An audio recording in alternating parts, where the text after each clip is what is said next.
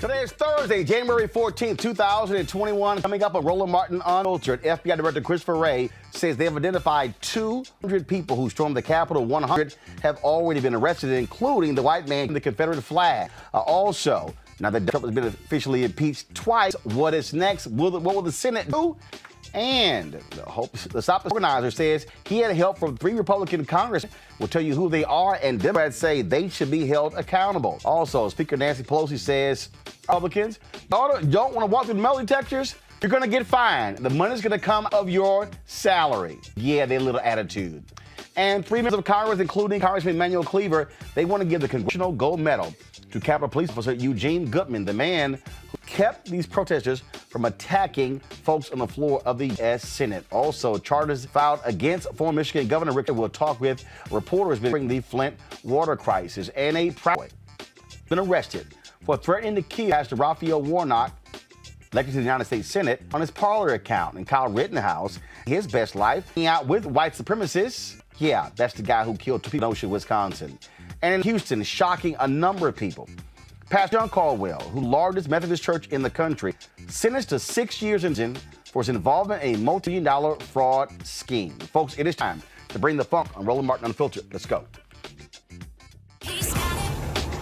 Whatever the biz, he's on it. Whatever it is, he's got the scoop, the fact, the find. And when it breaks, he's right on time and it's rolling. Best believe he's knowing. Putting it down from sports to news to politics.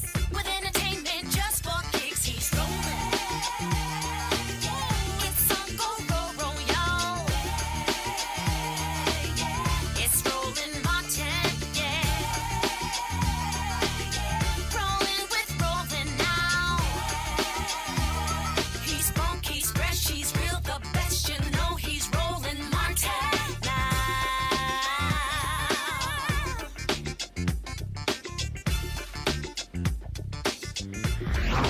Martin. The fallout continues over white supremacists attacking the U.S. Capitol. FBI Director Wray says they had 200 people who were involved in the attack on the Capitol. 100 have been arrested. They have been fanning out all across the country, arresting these folks. They've also been losing their jobs, some getting fired. This is all as a result of Trump inciting that insurrection, citing that the reason he was impeached for a second time. But you know what? There are those people who are still defending this, who are required to making all of these excuses for what took place. Those folks is, guess what? Y'all are Franklin, call, pastor, son of Billy Graham. Well, check this out. He sent it out a couple of hours ago, which shows you how Franklin Graham doesn't really give a damn about Christianity, doesn't damn about any of these things. All he cares about is Republicans. So y'all, here's that, and I'm pulling now. This is what he tweeted out. Shame on the 10 Republicans who went with Speaker Pelosi and the House Democrats in impeaching President Trump yesterday. All done for our country. Would turn your back and betray what went yesterday only furthered the nation. Frank, I'm not going to call you Reverend. Frankly, you embarrass those who are actually ministers. Just like you never saw me calling Trump president. I have been telling y'all about evangelicals. I have been telling you about these white conservative evangelicals who don't care about the Bible, who don't care about reality, who don't care about character. 5 people died as a result of this insurrection. 5. One of them, a Capitol Hill police officer. And in the eyes of Franklin Graham, how dare you? How dare you impeach on Trump for inciting an insurrection? But here's the thing that Franklin Graham also didn't admit to. Y'all do realize that this has been the most partisan in American history. In the 3 impeachments, you never had 10 members of the president's party agreeing to impeach in the Oval Office. But in this case, they did. And those 10 Republicans were very clear that Donald Trump was guilty of inciting an insurrection. But Donald Trump's base are these white conservative evangelicals. These are the people who are called pro-life. The people who claim Jesus, but they won't call out what actually happened. They won't call it What it is, they won't hold the person accountable who actually did it. I read for you the statement released by the head ethics group for the Southern Baptist Committee. He was very clear. Moore was very clear about what took place. But Franklin Graham and those of his ilk, they will do anything to protect Donald Trump, even if it meant people dying. Y'all need to understand that is what we're dealing with in this country. Joining me right now, we're Black Women Views. Eric Wilson, host, Savage Politics Podcast. Dr. Greg Carr, chair, Department of African Studies at Howard University. Greg, I have been warning folks consistently about white conservative evangelicals, the individuals who are about the slaveholder religion. Franklin Graham consistently questioned the faith of President Barack Obama, but he has consistently defended Donald Trump, even saying, no, don't get focused about the affairs and all of those different things and cheating on his wife and sleeping with the porn stars. We didn't focus on those things. All we've heard for the last 40 years from the moral majority, Jerry Falwell, from Pat Robertson, and all of these people, morality and character, all of these things matter. And here we are, where a man stood on the mall, told these people to go down to the Capitol, and that led to a riot. It led to them storming the U.S. Capitol. It led to his own vice president having to be whisked away to the basement, protecting his life, and Franklin Graham and his ilk still won't be critical of Donald Trump. They are showing us who they are, and they are who we always said they were. That's true, brother. In fact, in the last week, we have seen perhaps finally the breaking of this country. In order for something to be born, something has to die. You know, when we were all young, I'm sure you remember this growing up in the South, Roland. When we go to Vacation Bible School, they had a song, "Oh, How I Love Jesus," because he first loved me. That's all Franklin Graham is doing. This is transactional religion. He loves Jesus as long as the Jesus he loves can be the one he made up to love him. Their Jesus is a bomb-dropping, Muslim-killing, bleached, blonde, white, blue-eyed, kill everything moving. And so he's being true to his religion. And the problem that Franklin Graham has now, having doubled down, and it's the same problem that those hundreds of, almost 200, that is, Republicans who did not vote for impeachment, yes, they have. They can't let go of their Snow White tar baby now. You got to ride with this. And because of what your cousins did last Wednesday, there ain't no gray area. You got to pick sides. So good luck, Frank. Roll with it, baby. Did you say Snow White tar baby? Snow White tar baby. Let's just mix up the color. So tar ain't got to be like. Okay, I just wanted to make sure I heard that right. Yes, ma'am. The thing here, Erica, and why all this is important. It is important for everyone paying attention, because when I make a point, you have to decide which side on. You literally have to decide. Are you on the side of evil, meaning the people who stormed the Capitol? Or are you on the side of those who say, I don't care what the politics are. I don't care about the tax breaks. I don't care about the deregulation. I don't care about any of that. That simply is un-American. And those Republicans, the 192 who voted not to impeach him, we know exactly what side they're on. When Kevin McCarthy, gives us this speech to affirm that Joe Biden won the election, we can pull the video on November 5th. He was asserting on Fox News that Donald Trump absolutely won and the election was being stolen from him. In a little bit, I'm going to play you this video that the show put together, which is a fantastic video. And frankly, the Daily Show put a video what mainstream media put together, showing you all of the people who contributed to the insurrection, and only two sides.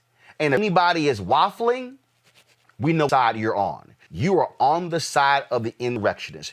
You are on the side of the people who committed a treasonous act. You're on the side of people who want to continue to assert that Trump won because you desire to invalidate black voters.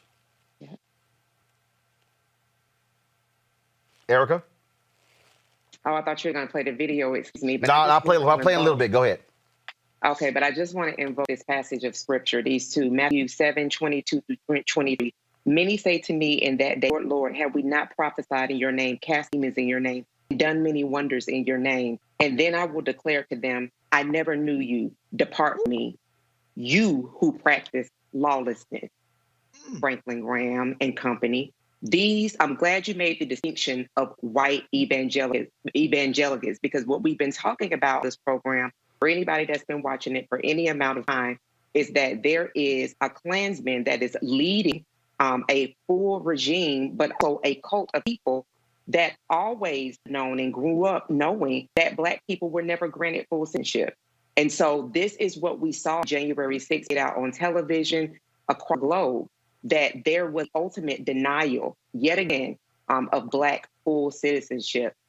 When we look at, these people who continue to support Trump, the way that they've been treated in media, we're seeing now this chart turn go towards to understand the now people who are being described as having been radicalized. And what I think about just a few short years ago, is when President Obama was leading the country, there was a demand that he say radical Islamic terrorists.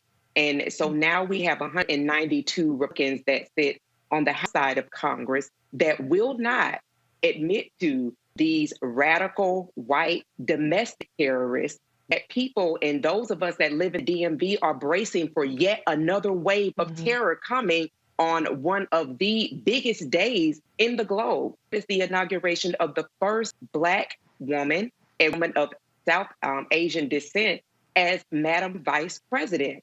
But just like what happened in Georgia on a couple Tuesdays ago, it seems like it was years ago, that was invalidated the day after, we still have invalidations that are yet happening. And so I would say that, as we talk about Franklin and all of these other individuals that stood on faith, for people to understand what they had faith, they lay at the altar of Donald John Trump and company. They don't worship in spirit and truth as for those people who have a level of faith. Their worship has always been at the altar of white supremacy, power, and money.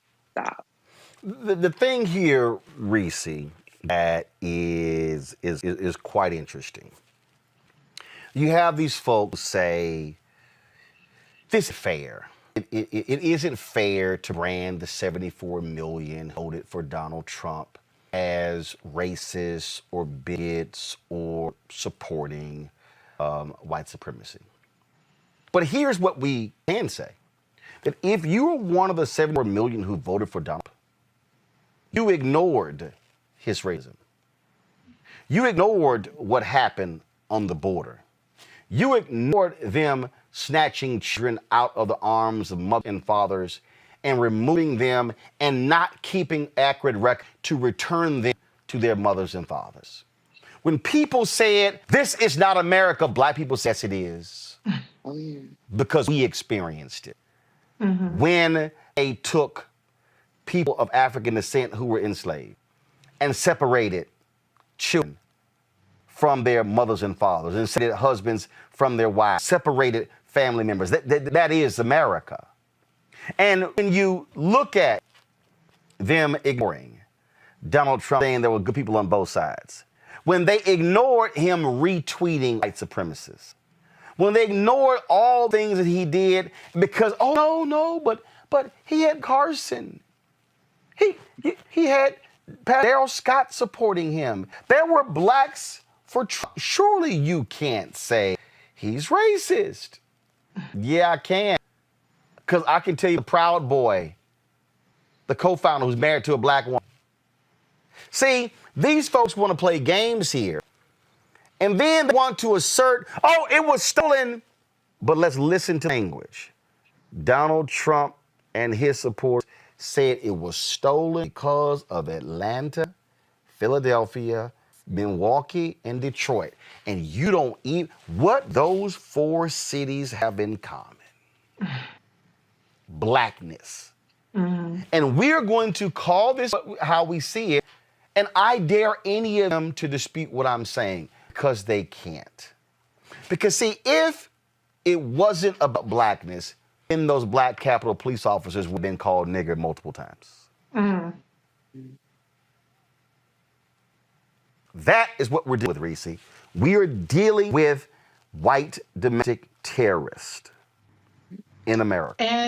And I would like to point out, first of all, white supremacy is the greatest threat to our national security, and that's to everybody's security. It's always been a threat to Black people. That's our status quo. So we've at least evolved, and we've grown accustomed to how to cope with that. We know when to stay the hell at home. We know how to operate in certain spaces and who to cross the street for or who to get ready to throw hands with. We already have all those coping mechanisms and survival strategies. White folks are the one that's getting caught off guard by all this stuff, okay? So when you look at Kyle Rittenhouse, the 2 people that he murdered were white people.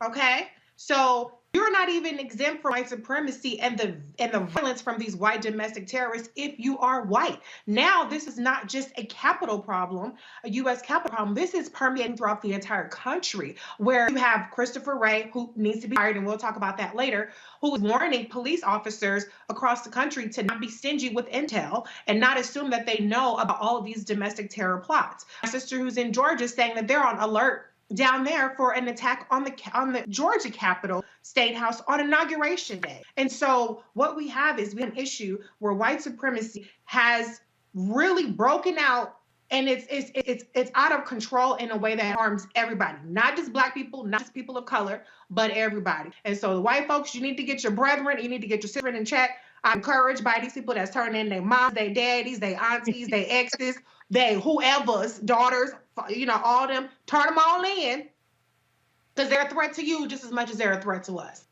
Mm-hmm. Mm-hmm. The thing here, again, as examine this and all the things that have happened after this, Greg, to listen to all of a sudden the call for unity.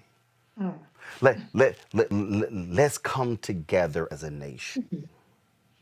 I have to remind people that one of the greatest mistakes after the Civil War was to allow those white bigots who plantations to announce the Confederacy and hand them back their plantations. Mm-hmm. See, it's always, I find it interesting that after 9 Black people were killed at Emmanuel AME in Charleston, South Carolina, folks kept saying, but why?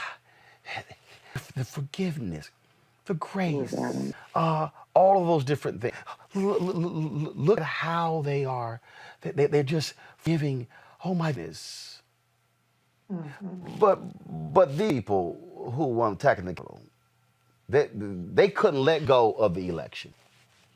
They couldn't let go. How? No. How did this happen? He did not lose. How? They were losing their minds because he was lying to them. And Republicans in Arizona were saying, that's a lie. No, you're a lie. Republicans in Georgia, Republicans in Michigan. A Republican election had to come out and say, no, Ronna McDaniel, head of the Republican National Convention, you are a lie. And what did the Republican Party do? They re-elected Ronna McDaniel as GOP chair. The Republican Party has decided, and this has been the case for a very long time, that the only way they can move forward, Greg, is if there is a full embrace of white nationalism. They are not a party that is a welcoming party and a big tent to Black people. It is not welcoming to Latinos. And they may tout, but look at the person who voted for Trump. You can say whatever you want to say. We saw hatred on the mall. We saw pure viciousness. And what we saw were the individuals who are the children and the grandchildren of the great-grandchildren of people who gathered in America to celebrate lynchings, who got dressed up, who took photos with bodies hanging from trees that were burned and charred. These are the people who were the children, the grandchildren, and the great-grandchildren of folks who actually overthrew governments, who led armed insurrections in this country because they did not like the fact that Black people were exercising their right to vote. History is clear. Absolutely, Roland. You know, it's interesting. Uh, White America is terrified right now, and they should, because the white nationalists, the white project that this country was founded in, could very well crack this time. So they're trying to narrate. They got the presidential historians on, you know, when have we seen this before? And they're locating it, as you say, Reconstruction, Civil Rights Movement. But really, to look at this, you know, when you look at 1787 with the passage of the federal Constitution, the compromise made to keep enslavement there that led to the three compromises. You know, that's really what we're talking about. And then you fast forward to the 1850s when John C. Calhoun out of South Carolina, who leads South Carolina out of the Union shortly after that, is the one who puts in place the Senate filibuster rule to preserve the slaveholding interest. So it's really not even the Civil War and Reconstruction. It's the 1850s. And then you have an anti-slavery thrust, the abolitionists, who are more closely associated with the Whigs, but the Whig Party fractures and then implodes because you've also got the know-nothings who are heavily anti-immigrant, except they're against the Irish and the Italians in them, right? So the GOP is founded not so much as an anti-slavery party, but as a union party with business at the center, because they understand that if the South leaves at this point, it's going to be bad for the commercial enterprise known as the United States. Fast forward to that period you're talking about.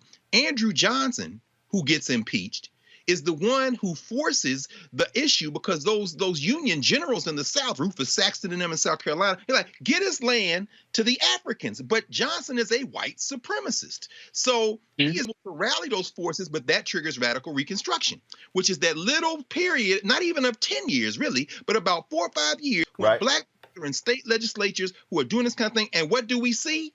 Slowly, the federal government pulls back and lets those white nationalists, the KKK, the Knights of the White Khadi, they come in and they start with voter intimidation. That's U.S. versus Cruikshank in 1873. That's the civil rights cases. And so here we are today with a choice. Mitch McConnell knows what he's doing. They are going to try to say, yes, they're racist. Look at them. Wait a minute. Who you pointing at?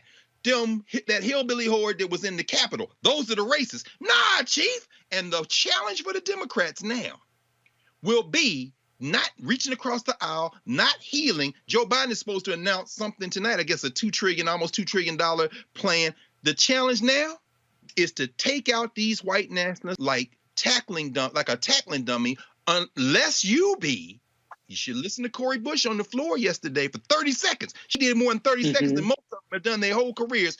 If you don't take these white nationalists out today, not just the people who invaded the Capitol, but every last one of them, and not just Gosar, and not just Matt Gaetz and Jim Jordan, but every one of them, if you don't do it now, we're going to turn on you too, because you chose them over everybody in the country. This thing could implode this time, because this ain't 1850, this ain't 1860, this ain't 1787. It might finally be at the point where you got to make a choice or it doesn't exist anymore. This is a Washington Post exclusive story. Go to my iPad, please. Dozens of people on FBI terrorist watch list came to D.C. the day of the Capitol riot. Now, watch this here. This is the second paragraph. First of all, it says, dozens of people on the were in Washington for events January 6th, a day that ended a crime rampage when a violent mob Capitol, people familiar with evidence in the FBI's investigation. Watch this. Majority of watch-listed individuals in Washington that are suspect supremacists whose past so alarmed and their names had been entered into the national screenings or TSD, a mass of names flagged as potential security. These people said larger from the note the government maintains to prevent terrorism suspects from those listed are not automatically barred for commercial spaces, and former officials said. That piece right there needs to cause anybody who's paying attention to realize what we are dealing with here. We're not dealing with just, everything is nice, wonderful, let's all get along. And here's this story here. BuzzFeed. At 28 off-duty law officers joined Trump in Washington, D.C. to call for the election to be overturned. A lot of these officers with him, cops said. Saying on this show for the very longest, my previous show on TV One, that according to the SPLC, the Public Law Center, they have talked about how white supremacists have been specifically infiltrating police departments and the military across the country.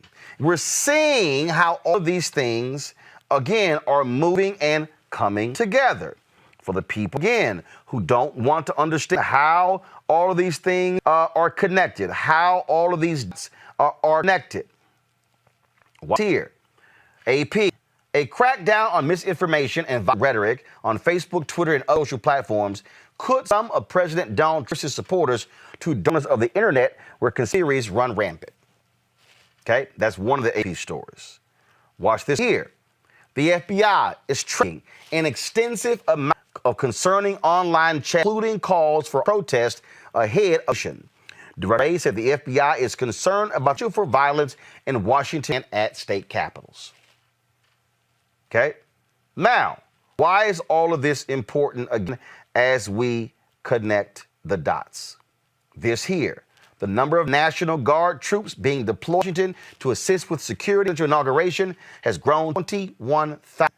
That number could in law enforcement agencies view the ongoing threats. Erica, you serve in the military. There are more members of the military right now here in the nation's capital than who are in Afghanistan right now. Damn. I'm just thinking about how the whole Department of Homeland Security stood up in response to radical Islamic terrorists. And here we are with a report that had been around since October 2006, authored by FBI, saying that was heavily redacted, but outlining clearly that white supremacists, in fact, as you said, Roland, infiltrated the ranks of police and the military. And then to Reese's point around the should be fired Director Chris Wray, the FBI has already said, and it is in the public square, that the number one national security threat for this country is white terrorism. But here's the problem, and we're talking through the social media platforms that have banned, thrown off people all the way too late. We have to think about who are the people that are the owners of those social media platforms. They're white men. So a lot of the problems that we're seeing in our country is really because the people that are leading, the people that own, the people that usher in these types of, allow like these types of conversations to happen are people that look like the very people we're watching on video right now. They're largely white men.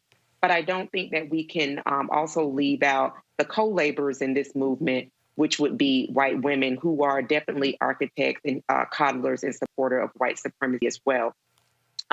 This moment, I think that, in our community, these are issues that we've been seeing for a long time, which is why defund the police, abolish. It was not just about protecting Black lives. When Black lives are protected, everybody is protected. We were seeing the type of damage was being done to communities, trust that was being decimated at the hands of the very people that are supposed to serve and protect our country. So now we're at an inflection point. And as Dakar has been saying and said against evening, where people have to make a decision. You either stand for evil or you stand for good. It's just as simple as that. And I think of what we're seeing, unfortunately, that there are excuses being enabling further this same community of people that will tear up and be king of ashes of this very country we all share and live. See, the thing, Reese, the people who live truly in denial in this country, and they live in denial, don't want to accept reality. We covered it on this show. And this I'm about to show here, this video was 2019, July 20, 2019, when the FBI director was on Capitol Hill talking about terrorism in this country. Now, if you out there, people are thinking, oh, my goodness, we're talking about moves attacking folks in the country. This is what Christopher Wray said. Listen. Our focus is on the violence. We, the FBI, don't investigate ideology, no matter how repugnant. We investigate violence. And any extremist ideology, when it turns violence, we're all over it. And we've had, in fact, and that you don't have to just take my word for it, just in the first 3 quarters of this year, we've had more domestic terrorism arrests than the prior year. And it's about the same number of arrests as we have on the international terrorism side. I ask you to clarify that, because when you talk, I don't know if we're talking about the same thing, but when you talk about homegrown violent extremists, and I talk about domestic violent extremists, are we talking about the same thing? No. So we use the term homegrown violent extremism to refer to people already here in the United States who are inspired by different parts of the global jihadist movement to commit terrorist acts. Okay, we I use get the that. term domestic terrorism to refer to a broader array of threats ranging from anarchist extremism to different kinds of racially motivated violent extremism to different kinds of environmental extremism, et cetera. So let me pursue that for a second. So the point I'm getting to, and the reason I quoted this unclassified report, is if it's violence that motivates the FBI investigation. We have here is a statement in this unclassified joint intelligence report that between 2000 and 2016, the white supremacists were responsible for more homicides than any other domestic extremism movement. Now, I see the distinction you're making, homegrown versus domestic. But let me ask you, can you quantify either one of them for us? Well, in terms of number of arrests, we have, through the third quarter of this fiscal year, had about, give or take, 100 arrests in the international terrorism side, which includes the homegrown violent extremism. This year. But we've also had just about the same number, again, don't quote me to the exact digit, on the domestic terrorism side. And I will say that a majority of the domestic terrorism cases that we investigated are motivated by some version of what you might call white supremacist violence, but it includes other things as well. Right there. Okay, guys, let's try a little role play. It's real clear, Reese. It's real clear. What he lays out there. And too many people, especially in main media in this country, want to ignore the reality of white supremacy, the power of white supremacy, and how those very buttons are pushed on Fox News, on Fox Business, on Newsmax, on One America Network, OANN, on Conservative Talk Radio. They are See, the problem is these people think that because we're not seeing burn losses and white hoods that, oh, no, that's not what's going on here. No, we know the language of white supremacy. We know what it sounds like. We know the coded words and how it's being used and how they're all about trying to reach a group of people, younger people, largely white men, which I've been talking about, this notion of white minority resistance. That's what we're dealing with. Yeah, I mean, if you look at other issues outside of just terrorism, we saw that hate crime spiked when Donald Trump went into office, but we did not see a proportional response in terms of arrests or prosecutions or convictions in hate crime. So it's no wonder that people felt emboldened to carry out even more grand plans in terms of domestic terrorism because they're getting with it.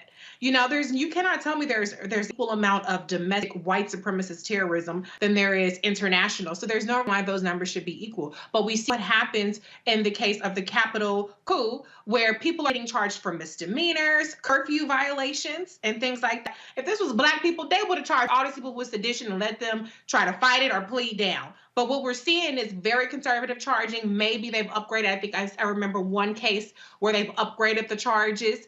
But, you know, these folks are emboldened because they have every reason to be. They've been protected. They were able to walk out the Capitol, fly home, drive home. You see these people that are getting arrested at home, or some of them are turning themselves in. And so why the hell not?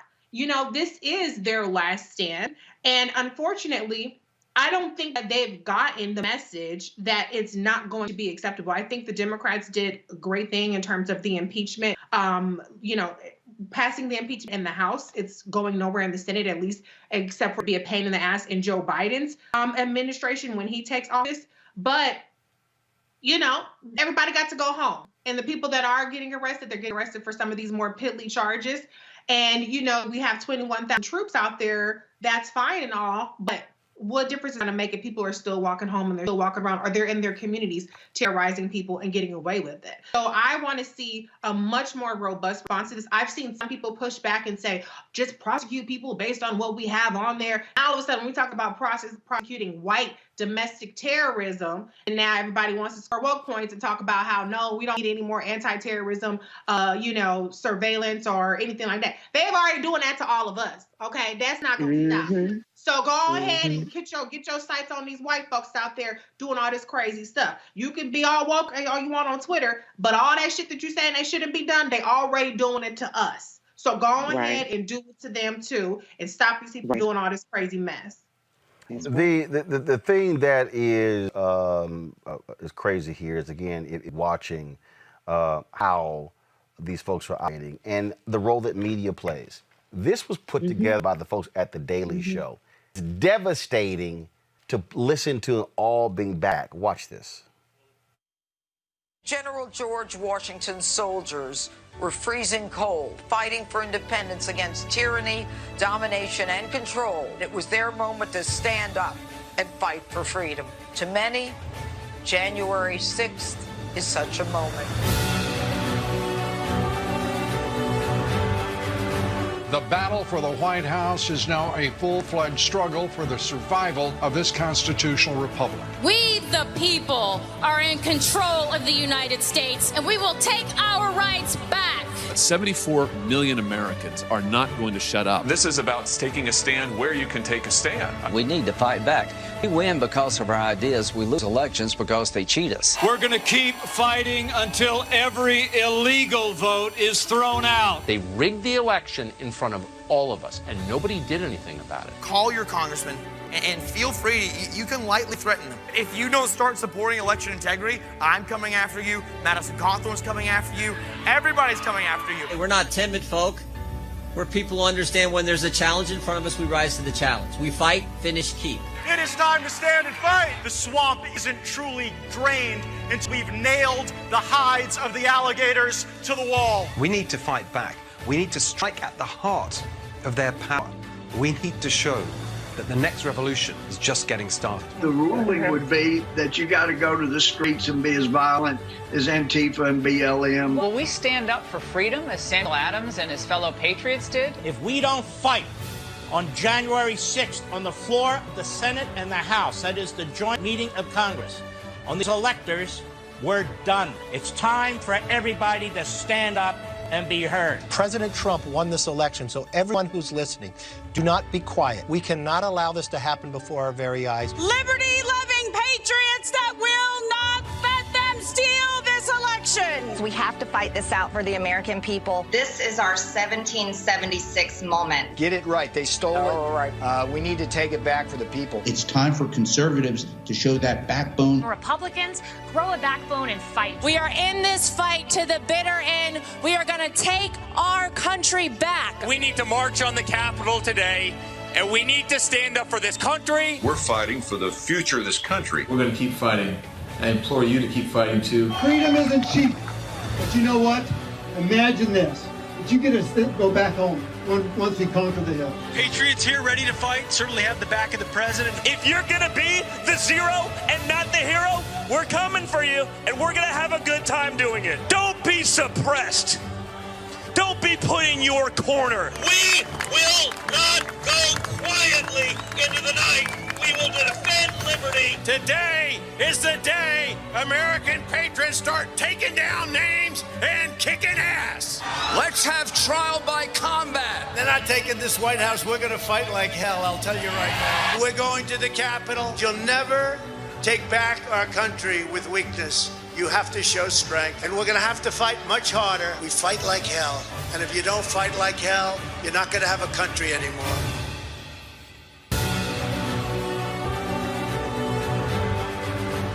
This is the New York right here. Several more Cap fighters have been arrested, including who carried a Confederate flag. His name is T. Fry in Delaware. You're right there, Greg. You look at this particular story right here. What other reason are you carrying a Confederate flag into the U.S. Cap if you are not a racist, if you are not trying to promote white supremacy? Tough, man. And I'll tell you why, brother. And this is another reason why, whatever else y'all watch on daily, y'all need to watch this show right here. This is the only news show having this conversation any background anywhere. Yeah. I say it's tough because as I'm watching that video, I'm thinking about the backgrounds. Giuliani, Italian, Trump's people like Germany. And see, and if Ray and the FBI are going to make a distinction between homegrown and domestic, Okay, fine. Let's take that as your distinction. The reason they make that distinction is because when they say domestic, they are talking in the language of white American nationalism. So they can put white supremacists with them. If this is something, so Trump's, the Giuliani, the people who come from other places, when they come here, they cut ties with the places they came from. The immigration piece, which Stephen Miller been real quiet. His people are Jewish. Once you come here, there's a wall that goes up, and now you're an American. But American means white, you see. Now, when you start talking about homegrown, you then say these are the people who came up here but who have been influenced by stuff overseas. Here's the problem, Chris, that you have, man. The white supremacist logic is an international logic. So the books that are being read, whether it be the what's that guy named Jean Raspail wrote many years ago back in the 70s, what was it called? The Camp Saints. This is an international white supremacist document that you read here in the United States. Remember 1995, the McVeigh, the Turner dies. Remember in other words, they have a fantasy about a white global supremacist. This is Steve Bannon. This is Stephen Miller. Right. So I'm saying when I say this is tough, that Confederate flag, which is I think the third flag Confederacy came up with.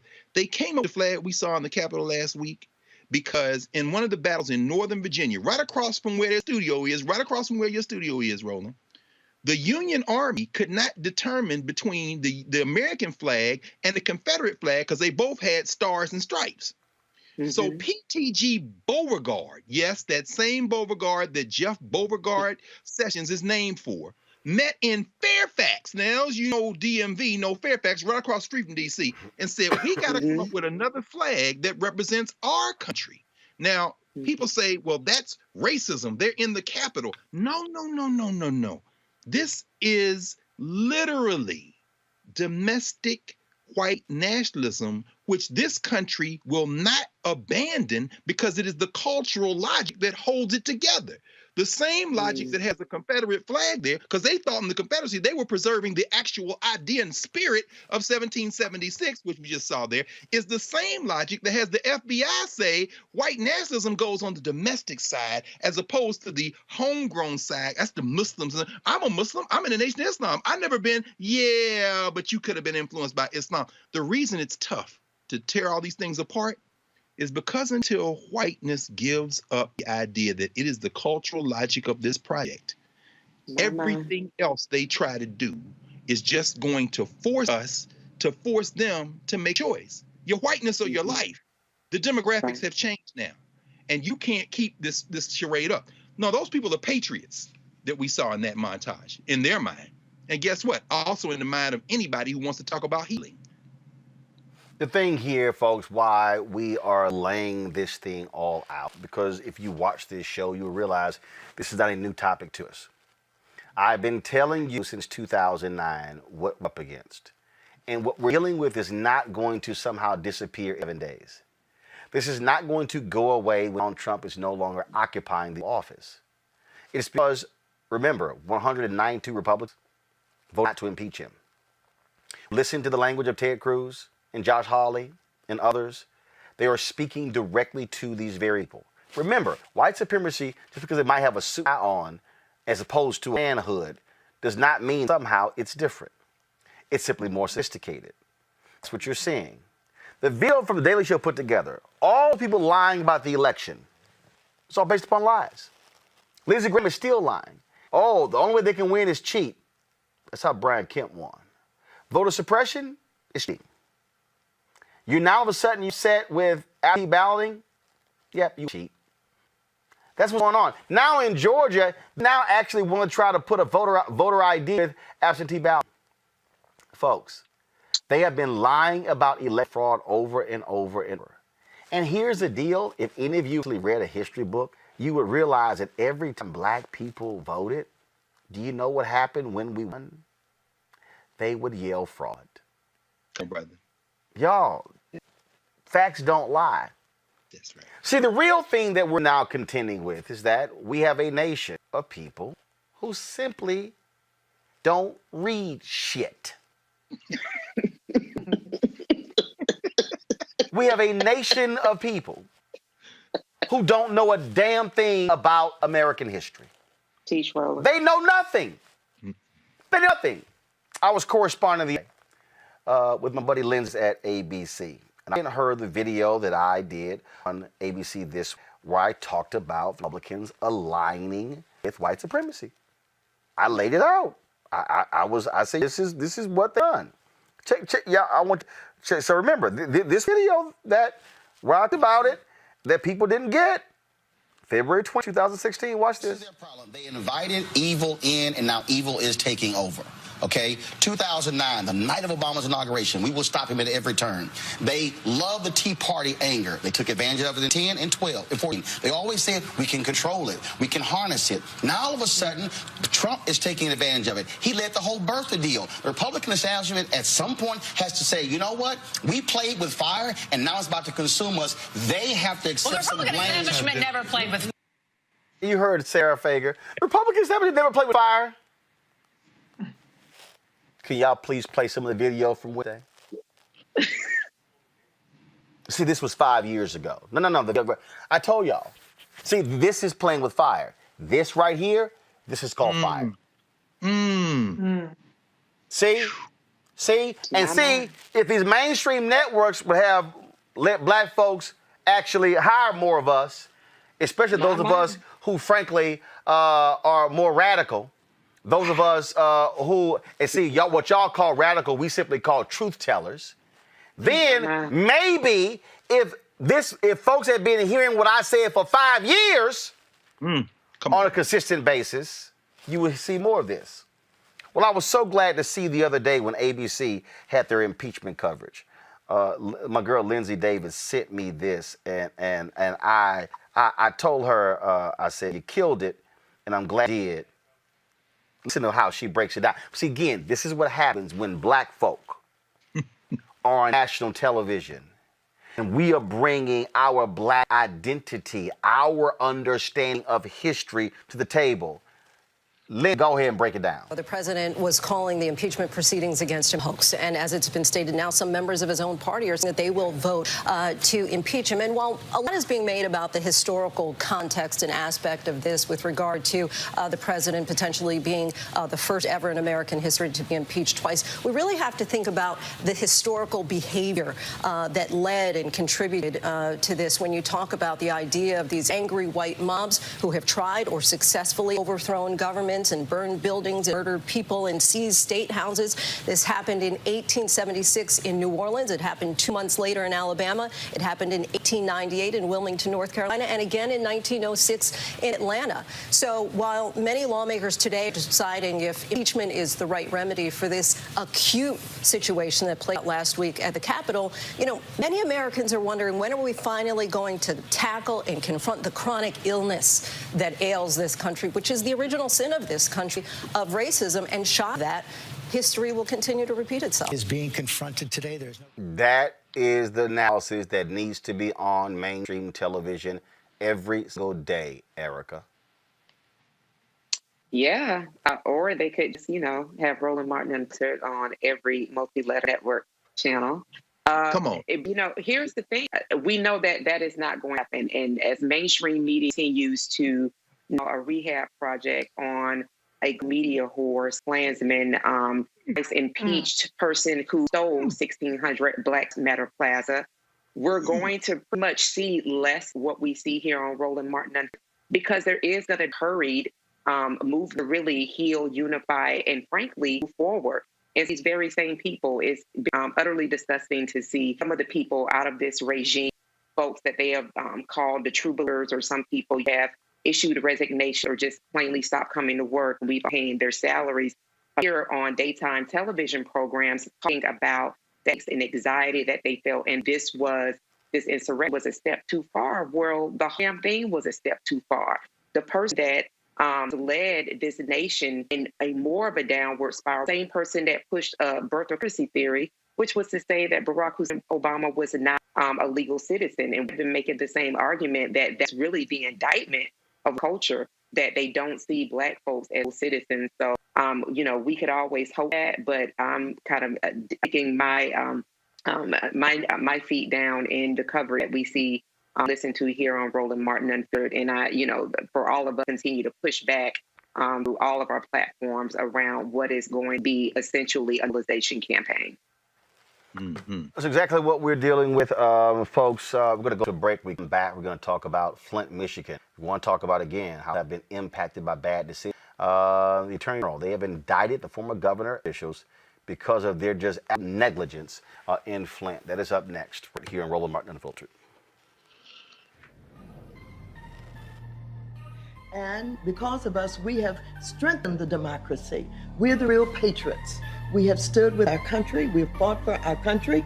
We've had people who have gone to war, who returned home with no housing, no jobs, but... It's in uniforms? Absolutely.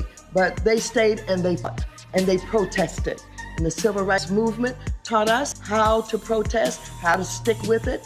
And whether it's the civil rights movement or organized labor who protest today, often they are rallying, they're marching, and they're fighting. And they're up against some of the biggest corporations in America about, decent pay and decent benefits. It is because of protest that we have been able to make America better. We are the patriots who say we believe in this country and we believe that it can be about justice and equality for everybody.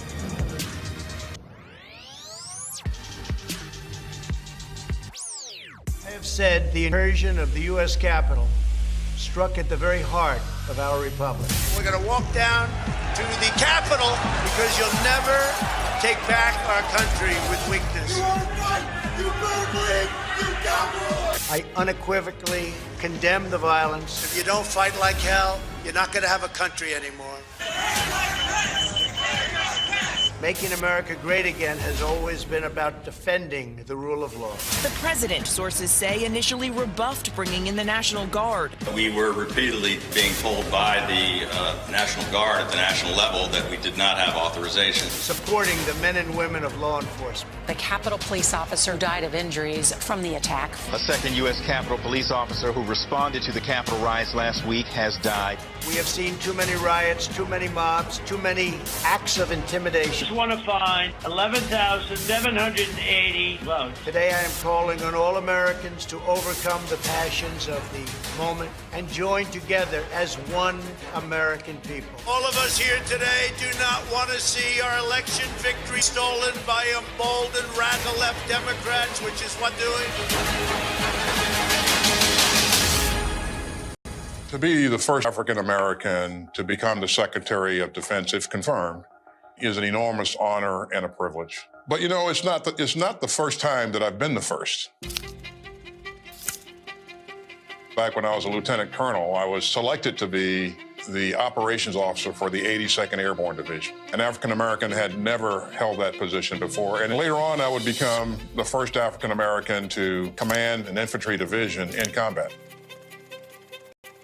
And subsequent to that, I was the first African American to command an Army Corps in combat. The first African American to be the Vice Chief of the Army. The first African American to be the CENTCOM commander.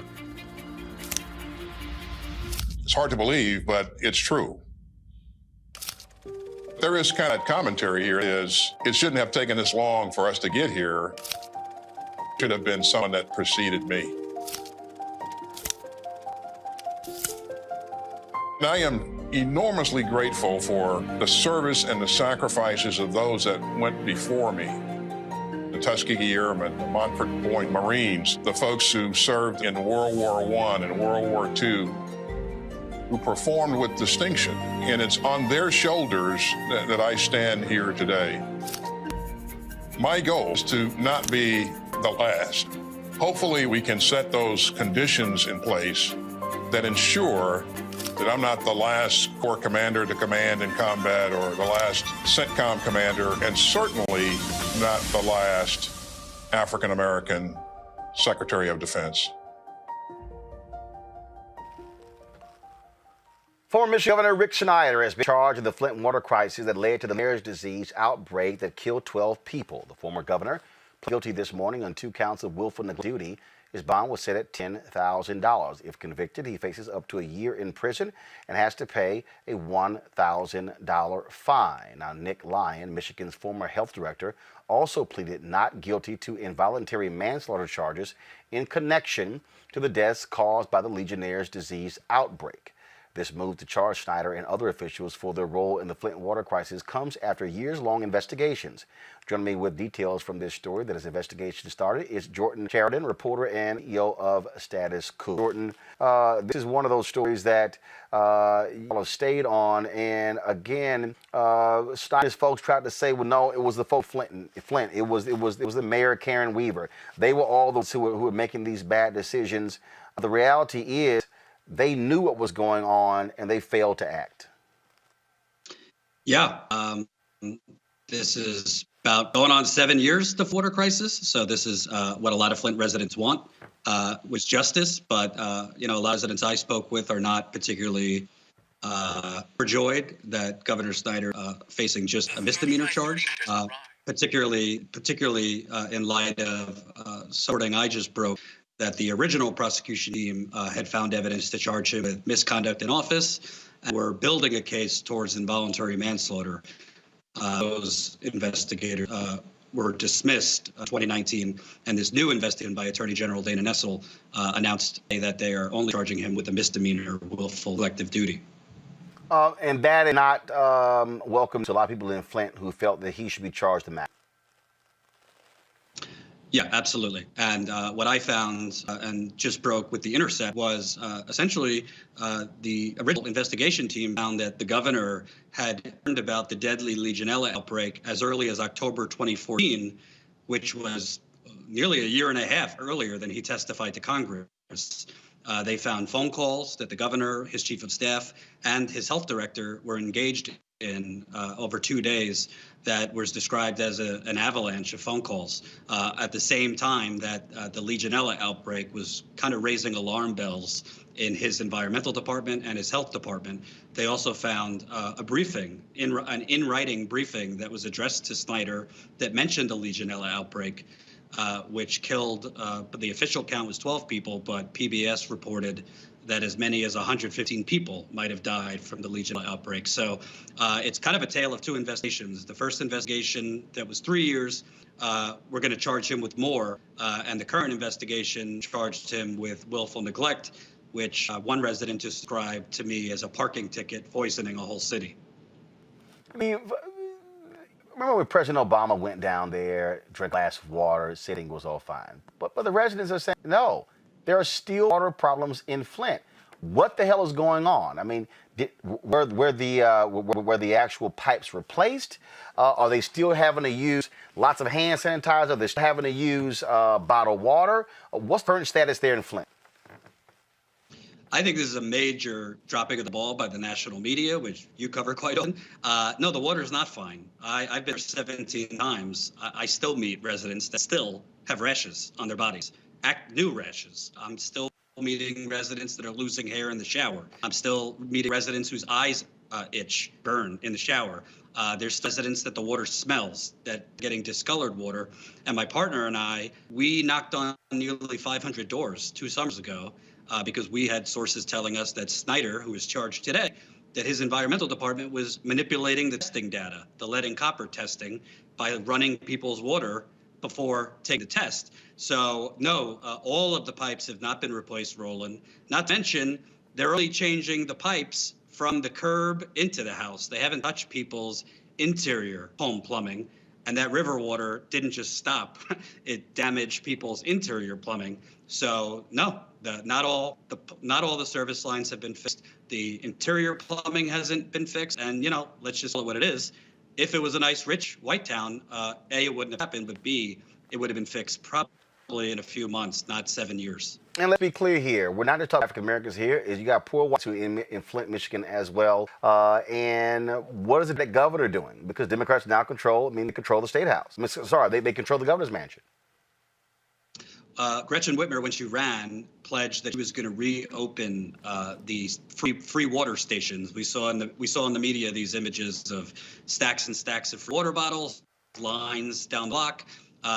She did not reopen those free water bottle pods. She claims that the Republicans blocked her from doing that.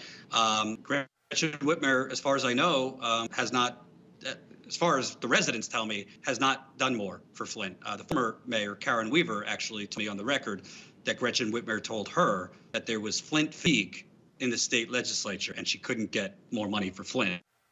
So, I mean, the residents were, COVID, people are losing their health care. Flint, maybe more than most communities, every age is susceptible to COVID, not just older people, because they have been poisoned and their immune system's compromised. But the bottom line is, at least 7 years later, no, the water pipes are not fixed. They do not have Medicare for all or any expanded health care. And the coronavirus has really disproportionately hurt Flint compared to other cities. Michigan. And Governor Whitmer, from what I could see, obviously she's had a lot on her plate, but the residents of Flint feel she has not kept her promises to them. All right, then, Jordan Sheridan, we certainly appreciate it. Thanks a bunch, and continue the investigation.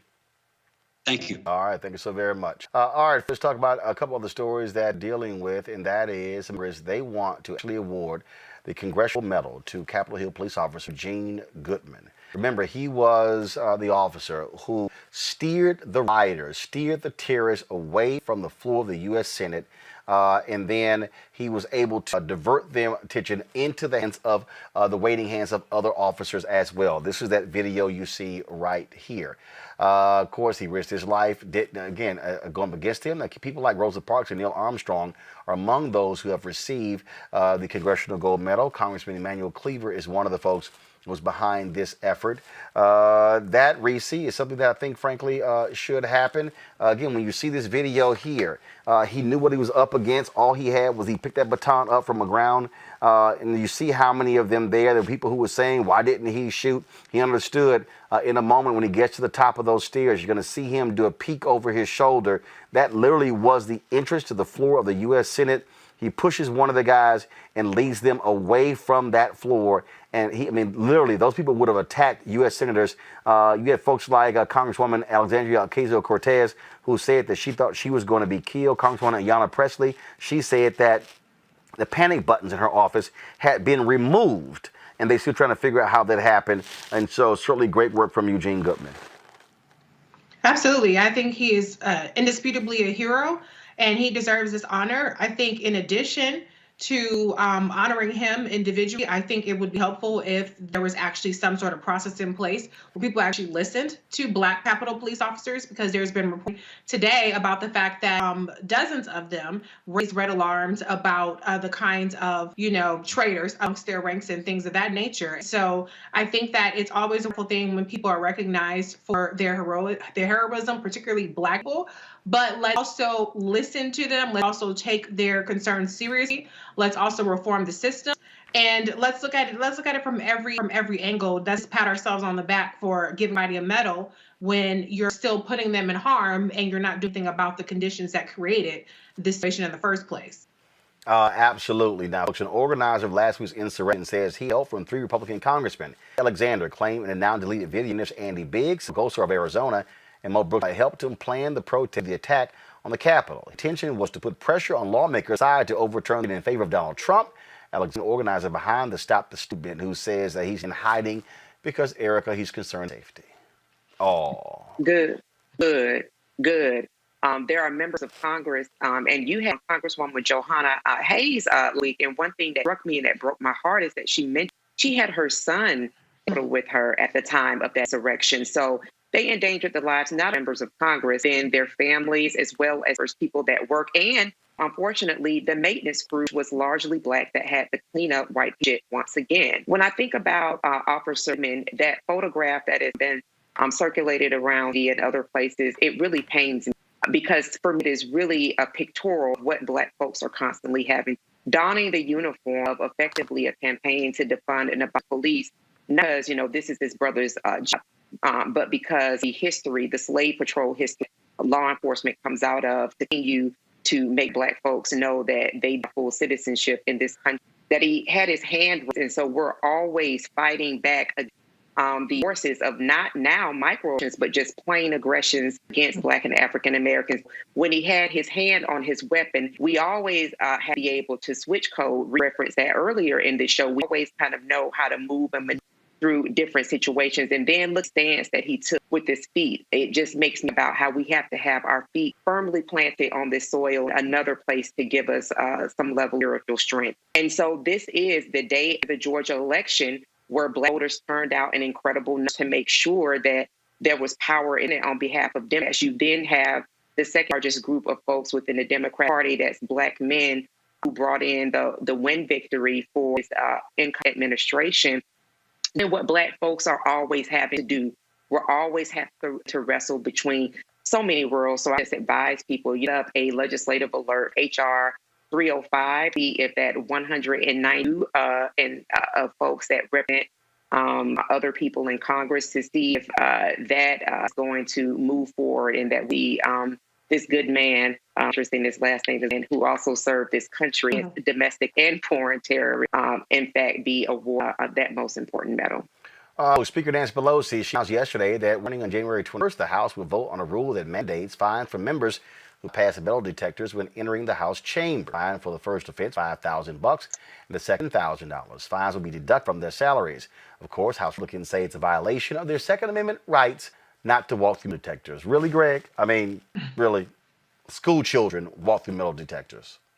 That's exactly right, Roland. In the 2018, the Stop School Violence Act, many of those same hillbillies that say they don't want to walk through metal detectors voted to send money to the states to put up metal detectors. And as someone who worked for, at the time, the fifth largest school district in the country, in Philadelphia, I'll never forget, brother. We used to have citywide meetings of high school students, and we had our free school meetings, and the metal detectors weren't even in all the schools.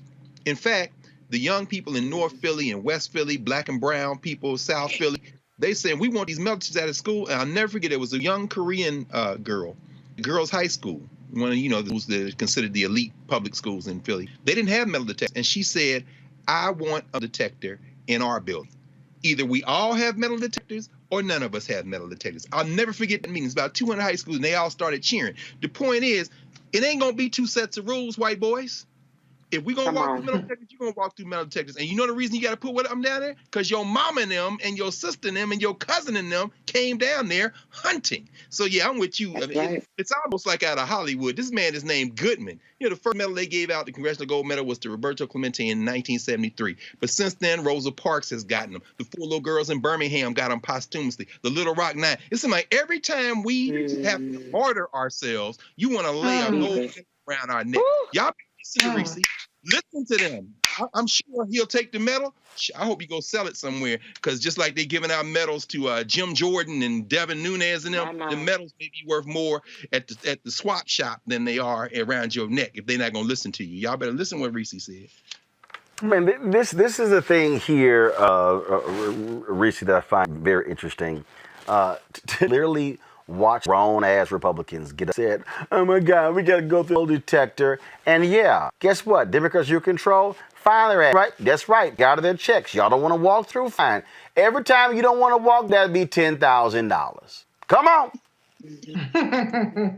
I love it. And you know what? It's about there's some consequences. I mean, I remember when Rashida Tlaib, for instance, when she said, we're going to get the mother, she said something about Donald Trump, a couple days after being sworn in. And I mean, it was like wall-to-wall coverage of how ridiculous this was and how uncivil this was, things like that. And then you have people like Marjorie Taylor Greene and this Lauren Boebert and all these other psycho lunatic white supremacist women that literally just got there from the QAnon caucus, who have violated every rule, who have put people in danger. And where's all the outrage for that? The reason why these folks do not feel like they need to go through those metal detectors is because that's their folks. They feel a sense of protection. And the other people that don't, the white folks that are on that side, they know better. Okay, hold on, I don't trust you. I'm looking over my shoulder. Ayanna Pressley said it, but if I have to choose between being in here with these, I don't remember the exact words, but basically with these crazy ass white folks in Congress, or take my chances with the violent people out there, then like I said, we're going to have to throw hands. I'm going to have to take my chances because you have to look over your shoulder. So I don't understand how these people can even function, okay? I don't understand you can function knowing that your crazy-ass coworker has a gun. I wouldn't want to, if you got guns at my office, I'm not going into that office. You have to handle that situation. So it's about time that she does this. I don't know what these people have to do to be expelled. Why do you have an expulsion if you're not going to use it on somebody who is tweeting the location of the speaker, doing a terrorist attack on the Congress? What more does it take when you walk through metal detectors? You say, okay, fine, I'm going to walk around them. I'll just walk through them. Get these people the hell out. They just got there. Get them the hell on out. And that's where you have to, Dr. Carr says it all the time, Erica says it all the time, everybody says it. You cannot negotiate with these people. You cannot treat them as peers. You cannot treat them as reasonable people. You have to break their backs. $5,000. They're not rich people. These new ones that, you know, Ooh, child. 2 steps out the trailer park. 2 steps out the trailer park. They're not rich people. So maybe money, because violence doesn't work. So maybe money will work. But if that don't work, get them the hell on out of here. I don't know how much more they have to give for these people to do something about these lunatics, because they're not there to be productive. They're there to be chaos agents and insider agents, giving people tours and letting them all in. And they got their weapons. All they got to do is take their weapon off and leave it in a certain, corridor and be like, okay, this is where you get it. I wouldn't trust you. I would not trust you. Absolutely. Roland, you remember when, what was that Kennedy that got and crashed his car, Capitol Hill, and the Capitol Police they took him in the car and took him home. It was Patrick, I forget which one, but I remember it was maybe around 2005, 2006, when Cynthia McKinney came into the Longworth building, the Capitol Police didn't have her pen on. They said, we don't know whether you in Congress or not, and laid hands on her. I just remember people saying, so when they want to Reese's point, if they treat who they think is their family very different. But they literally took Cynthia McKinney, an elected member of Congress, would not let her in the building and put their hands on this black woman. So I'm like, that's why they think they don't have to walk through metal detectors, because they are all part of the same gang. Absolutely. And it's the same reason, Dr. Carr, to Reese's point, how Lauren Blotbart was just in a standoff with Capitol Police because she refused to be purged. This is the GED member of Congress that just got in, as Reese said, from the trailer park to the halls of Congress, who is acting up. She is a part of this caucus that Reese rightly said is this insurrection caucus. They have no powers. They're acting on the orders of people that really are akin to their own likeness and their kindness, that have the same mindset. So absolutely, I would love to really see some more movement on expulsion as well, because if your colleague set you up, you in bad shape, boo. In bad shape. Folks, hold 1 second. Of course, Joe Biden is speaking right now regarding his plan for rescuing the country when it's cold. Let's go live to him as we speak. Behind, with unrelenting grief and guilt, anger and frustration, and the emptiness felt by the loss of life is compounded by the loss of our way of life. During this pandemic, millions of Americans, through no fault of their own, have lost the dignity and respect that comes with a job and a paycheck. Millions of Americans never thought they'd be out of work. Many of them never even envisioned the idea. They're facing eviction, waiting hours in their cars to feed their families as they drive up to a food bank. Millions have kept their jobs, have seen their hours and paychecks reduced, barely hanging on as well. That's happening today in the United States of America. Just as in the midst of the dark winter of this pandemic, as cases, hospitalizations, and deaths spike record levels, there is real pain overwhelming the real economy. One where people rely on paychecks, not investments, for their bills and meals and their children's needs. You won't see this pain if you score your scorecard as things are going on Wall Street. But you will see it very clearly if you examine what the twin crises of a pandemic and this sinking economy have laid bare. the growing divide between those few people at the very top who are doing quite well in this economy and the rest of America. Just since this pandemic began, the wealth of the top 1% of the nation has grown roughly $1.5 trillion since the end of last year, 4 times the amount for the entire bottom 50% of American wage earners. Some 18 million Americans are still relying on unemployment insurance. 400,000 small businesses have permanently closed doors. And it's not hard to see that we're in the middle of the once-in-several-generations economic crisis, once-in-several-generations public health crisis. The crisis of deep human suffering is in plain sight, and there's no time to waste. We have to act, and we have to act now. This is what economists are telling us. More importantly, what the values we hold dear in our hearts as Americans are telling us. A growing chorus of top economists agree that the moment of crisis, in this moment of crisis, with this rates at historic lows, we cannot afford inaction. It's not just that smart fiscal investments, including deficit spending, are more urgent than ever. It's that the return on these investments in jobs, racial equity, prevent long-term economic damage, and the benefits far surpass cost. A growing number of top economists has shown even the debt situation will be more stable, not less stable, if we seize this moment with vision and purpose. And so tonight, I'd like to talk about our way forward. A 2-step plan of rescue and recovery. A 2-step plan to build a bridge to the other side of the crisis we face to a better, stronger, more secure America. Tonight, I'll lay out my first step, the American Rescue Plan, that will tackle the pandemic and get direct financial assistance and relief to Americans who need it the most. Next month, my first appearance before a joint session of Congress, I will lay out my Build Back Better recovery plan. It'll make historic investments in infrastructure, that Build Back Better plan. Infrastructure, manufacturing, innovation, research and development, and clean energy. Investments in a caregiver economy and in skills and training needed by our workers able to compete and win the global economy of the coming years. Moody's, an independent Wall Street firm, said my approach will create more than 18 million good-paying jobs. Our rescue and recovery plan is a path forward with both seriousness of purpose and a clear plan with transparency and accountability, with a call for unity that is equally necessary. And unity is not some pie-in-the-sky dream.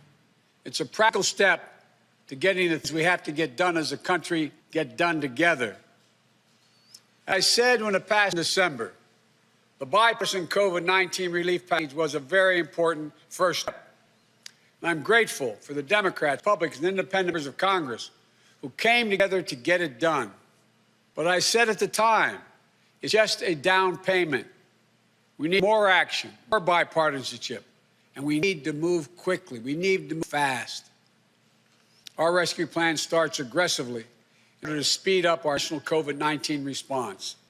The vaccines offer so much hope, and we're grateful to the scientists and researchers and everyone who participated in clinical trials. Also grateful for the rigorous review and testing that has led to millions of people around the world already being vaccinated safely.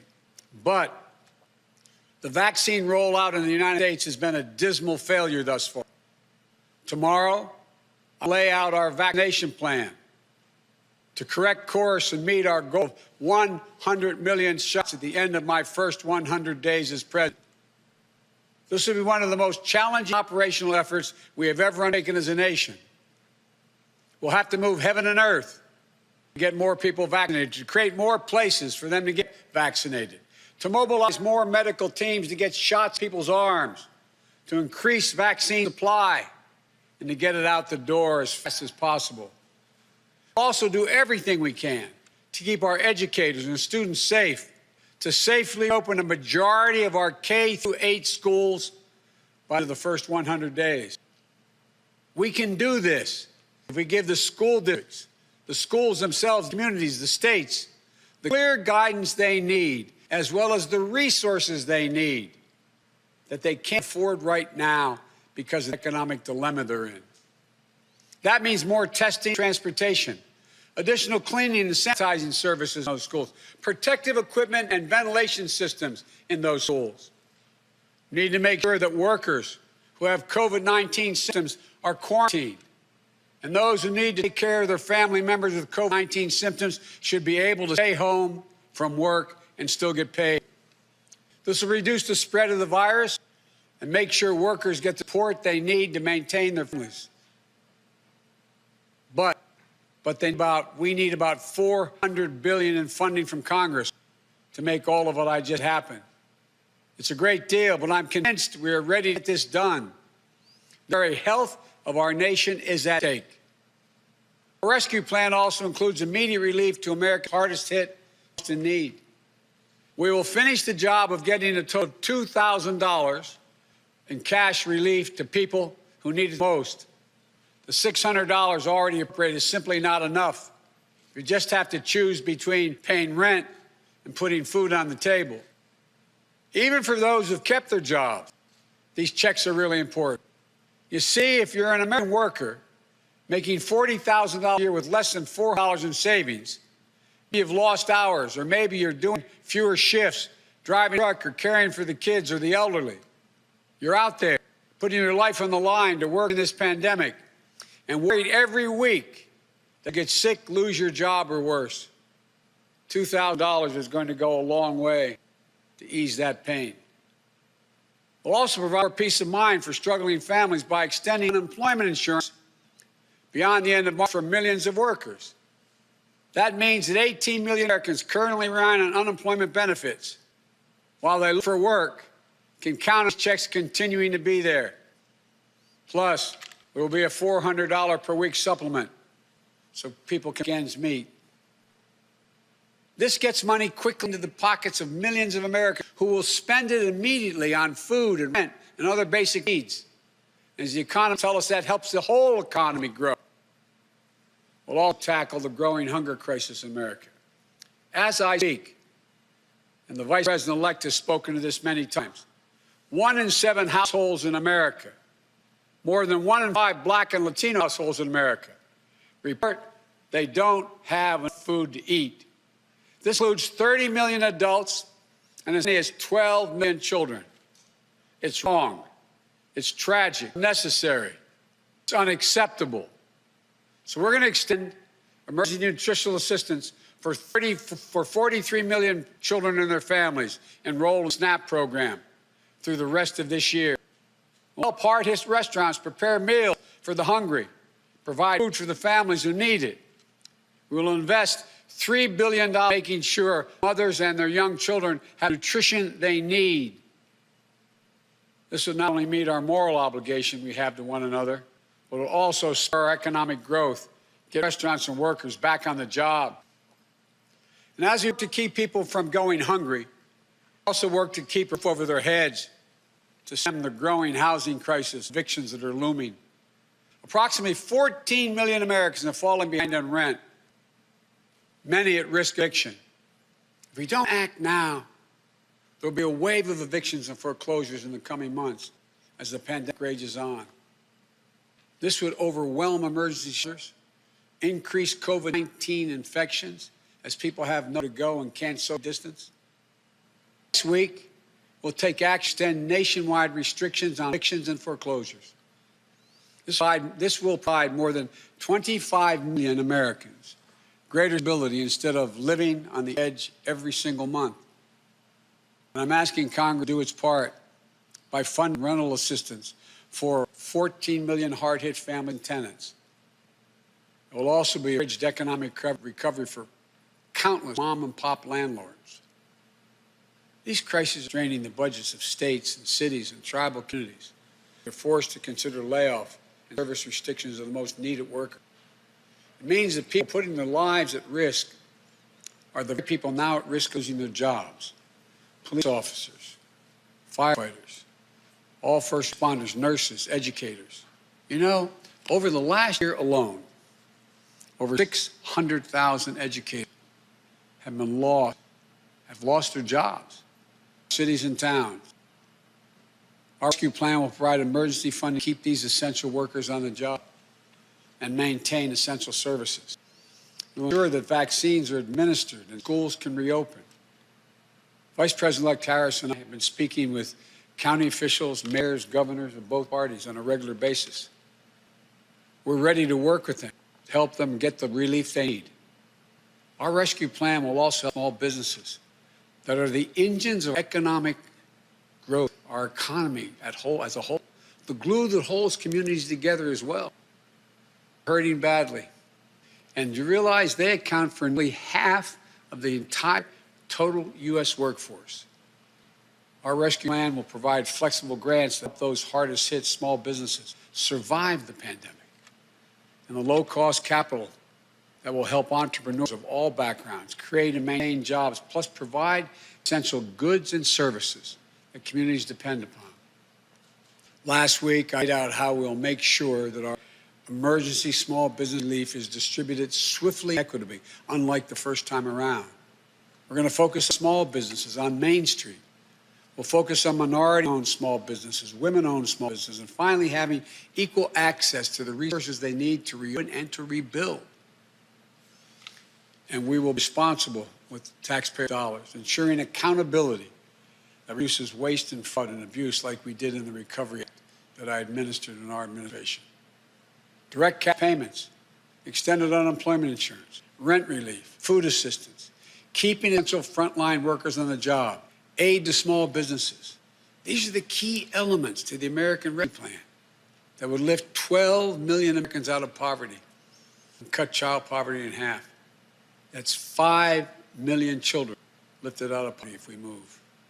The plan will reduce poverty in the Black community by 1/3, reduce poverty in the Hispanic community by almost 40%.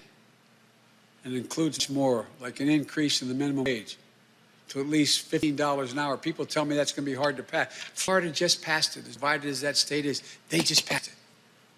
The rest of the country is ready to move as well. There'll be a national minimum wage of $15 an hour. No one working 40 hours a week should live below the poverty line. And that's what it means. If you work for less than $15 an hour, work 40 hours a week, you're living in poverty. It includes access to affordable child care that will enable parents, particularly women, to get back to work. I look forward to working with members of Congress of both parties to move quickly to get an American Rescue Plan to the American people. And then we can move with equal urgency and bipartisanship to my Build Back Better Rescue Plan that I will call for next month to generate even more economic growth. American manufacturing, the arsenal of democracy in World War II. It will be so again. Imagine a future made in America, all made in America, and all by Americans. We'll use taxpayers' dollars to rebuild America. We'll buy American products, supporting millions of American manufacturing jobs, enhancing our competitive strength in an increasing competitive world. Imagine historic investments in research and development to sharpen America's innovative edge in markets where global leadership is up for grabs. Markets like the battery technology, artificial intelligence, biotechnology, clean energy. Imagine confronting the climate crisis with American jobs and ingenuity leading the world. It's time to stop talking about infrastructure and to finally start building an infrastructure so we can be more competitive. Millions of good paying jobs that put Americans to work rebuilding our roads, our bridges, our ports, to make them more climate resilient, to make them faster, cheaper, cleaner, to transport American-made goods across our country and around the world. That's how we compete.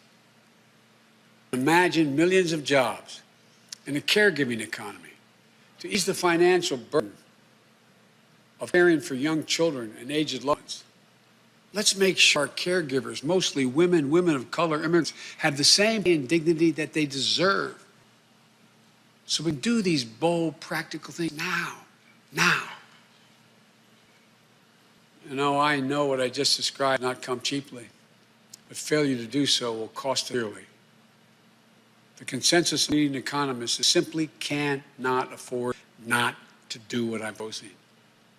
Independent, respected institutions from around the world, from the Federal Reserve to the International Monetary Fund, have underscored the urgency. Even Wall Street firms have reinforced the logic. If we invest now boldly, smartly, and with unwavering focus on American workers and families, we will strengthen our economy, reduce inequity, and put our nation's long-term finances on the most sustainable course. And we're making permanent investments, recurring investments. As I said in the campaign, we will pay for them by making sure that everyone pays their fair share, not punishing anybody. We can do it without punishing a single person by closing tax loopholes for companies that ship jobs overseas, or to allow American companies, 90 of them, top Fortune 500, pay zero in federal income taxes, asking everyone to pay their fair share at the top so we can make permanent investments to rescue and rebuild America. It's the right thing for our economy. It's the fair thing. It's the decent thing to do. We not only have an economic imperative to act, I believe we have a moral obligation. In this pandemic, in America, we cannot let people go hungry. We cannot let people get evicted. We cannot watch nurses, educators, and others lose their jobs. We so badly need them. We must act now and act decisively. My fellow Americans, the decisions we make next few weeks and months are going to determine whether we thrive in a way that benefits all Americans, or they stay stuck in a place where those at the top do great, while economic growth for most everyone else is just a specter sport, and where American prospects dim, not brighten. These investments will determine whether we reassert American leadership and outcompete our competitors in a global economy. We're better equipped to do this than any nation in the world. Or whether we watch them catch up and pass us by.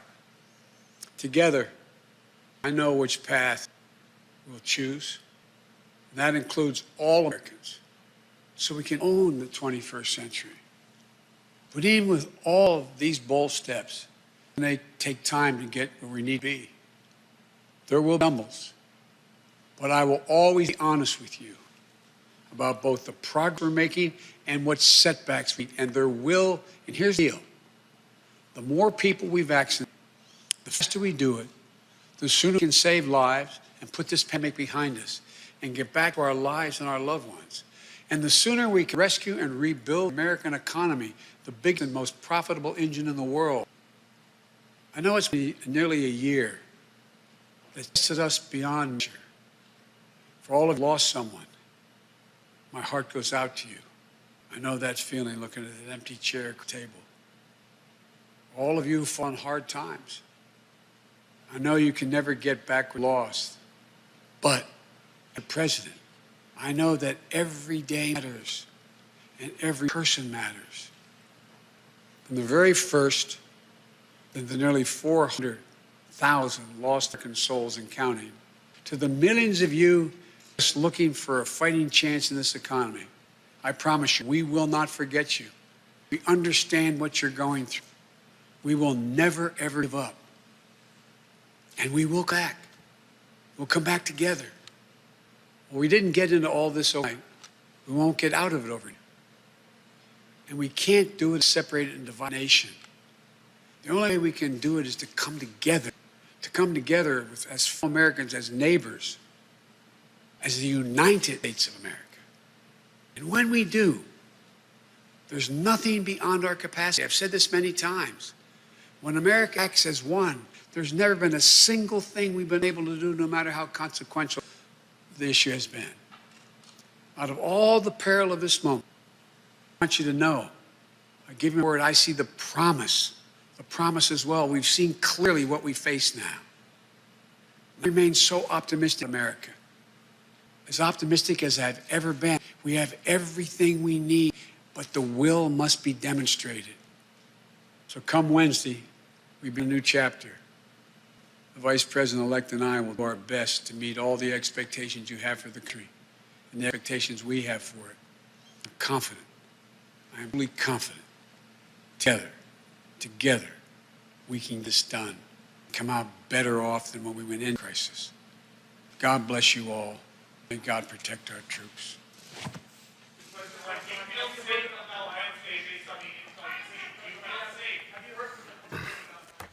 That was President-elect Joe Biden laying out his plan. He is going to speak to a joint Senate of Congress next month on an issue. This speech here was a precursor. We heard him talk about for a $15 an hour minimum wage, saying it would pass in Florida. It will pass on the national level. Democrats now control the United States Senate 50-50. Vice President-elect Kamala Harris could break all ties. My God, I got what it was like to actually listen to somebody who's going to be in the Oval Office give a speech without congratulating themselves, without sniffling, and also having a sense of empathy and speaking in complete sentences. Absolutely. I think it was really important for him to give this speech. I understand that people probably want to hear more about condemning the insurrection and the attempted coup, but what the Biden-Harris administration has that's unprecedented is impeachment of the prior president over the start of their term. So they have to do something to take control of the narrative. They have to do something to really outline what their vision is that's not just about Trump. And, we're not going to be able to turn the page from Trump. Obviously, there has to be accountability for that, which Joe Biden and Kamala Harris have already been supportive of an impeachment trial that is not 100% of the Senate's business, but, at least give them half of their agenda. And so I think it was a very well detailed plan. I think one of the most important things he said was that essentially they're going to do this spending from the deficit. And I think so often where Democrats have negotiated against themselves, trying to get quote unquote bipartisan support, which usually means one at most vote from the Republicans. And, the Republicans have already tried to move the goalposts and talk about how you need to balance the budget and things like that. And so much of that kind of back and forth really plagued the Obama-Biden administration that I think that it's important that Biden is already laying out. We're not playing those games. We got to spend this money. We got to get this economy back. We got to get it working for everybody. And so that's an important message. I think there's going to be a lot of support for that.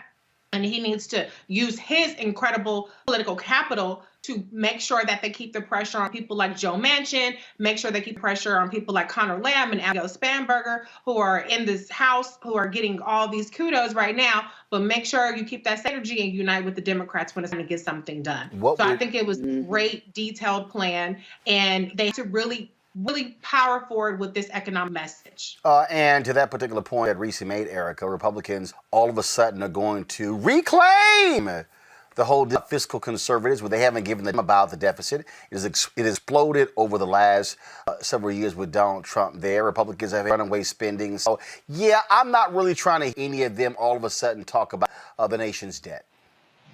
Yeah, face palm to any Republican trying it, because not far from your studios, Roland, there is a rolling calculation of that very deficit that you're speaking of.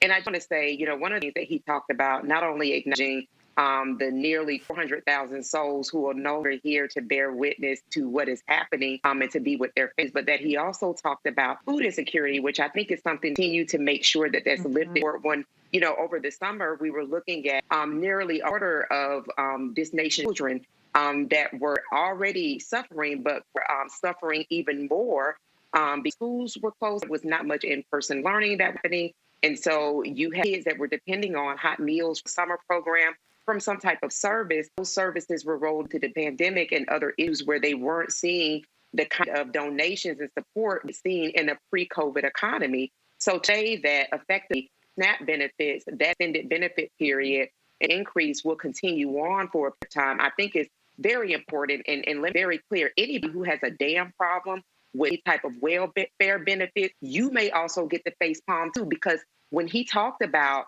these 4,500 companies that pay $0 in federal taxes, that is exactly zero. And all of us that receive any type of paycheck, whether you are an entrepreneur or you work for someone, you have to either pay quarterly business taxes or you pay taxes out of your check even before you see all of your money, because the government does not trust you to actually give up those taxes.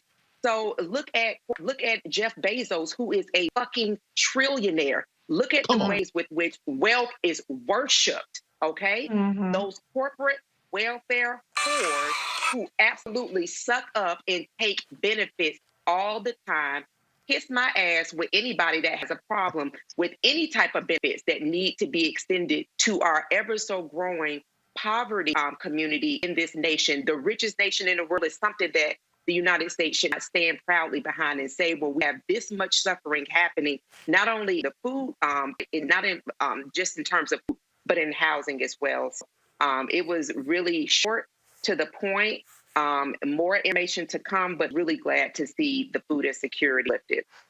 So one, Jeff Bezos is not a trillionaire. Now, Amazon is on $1 trillion company, but Jeff Bezos is worth $100 billion or so, or something like that. Greg Carr, your thoughts on what Joe Biden had to say?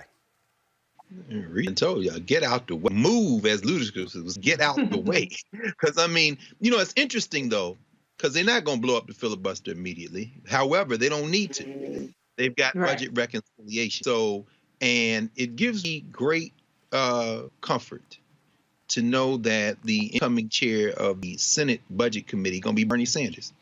He was very interesting as Eric that to that with sweet peace. That $1.9 trillion price tag is what? That's about roughly twice what the Obama-Biden bailout 2009 bill was. And 40% of that particular stimulus bill was tax cuts because they were trying to appeal to Republicans, and Republicans still didn't vote for it, although they requested dollars for those projects after it passed. That's right. That's exactly right, Roland, which lets us know that times have changed. This is bolder. It's very interesting, isn't it? That's exactly right.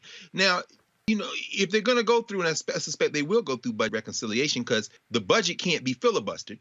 That means, of course, that the House side and the Senate side will then have to go to each of the separate committees that have the responsibility for managing the mandatory spending, the entitlement spending, which is why, as you heard Erica say, SNAP, that's very important. Medicare, Medicaid, Social Security benefits, the unemployment, make them come back to you.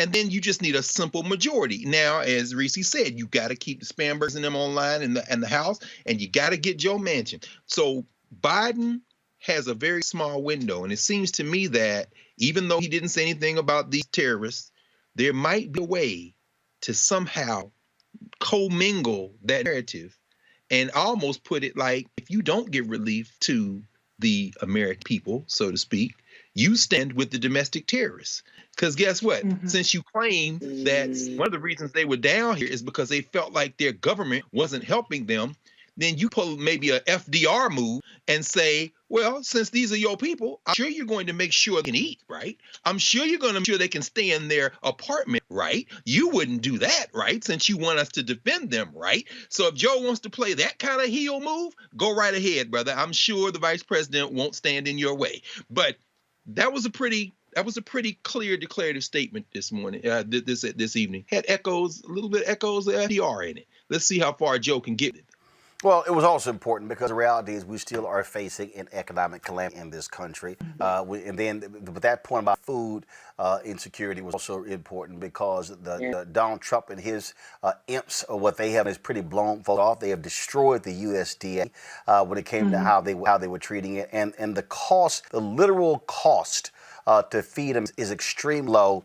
And I'm talking about the amount of fraud in the USDA is so small, but since Ronald Reagan, they made a deal out of all these people stealing money from. No, y'all, it's all BS. Trust me. If you want to talk about where the most money is wasted, not the USDA, go to the Pentagon. Right. If y'all want to talk about money being wasted, I guarantee you we could do a comparison between the Pentagon, which has the largest budget, and the USDA, which has the second or third largest budget. Just letting y'all know. Can I throw in one more point? I gotta shout out girl Kamala Harris, MVP, VP-elect. You see a lot of the priorities that she has fought for throughout this COVID crisis, specifically SNAP benefits. That's something that she was very much on the forefront of. The rental assistance to small businesses. He did mention about the disproportionate impact to Black businesses.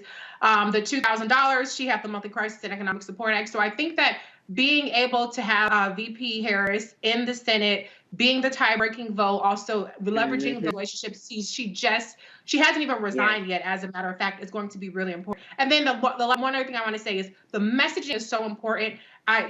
Even though Trump has been an enemy to the SNAP, I don't know if you guys recall during the election, he required letters go into the food boxes that they were getting. And so this is one of those things where Democrats, it sounds like Joe Biden, President-elect Joe Biden, are starting to get that you have to message who is out there actually helping the people, who's putting more money in your pocket, who's putting more food on your table, because they have not successfully done that. And even when Donald Trump has decimated all these programs, he's gotten the credit for being better on the economy. That's something that has to change, and it has to change within the next couple of weeks, because your window, as Dr. Carr pointed out, is very small, and people's attention spans are very short.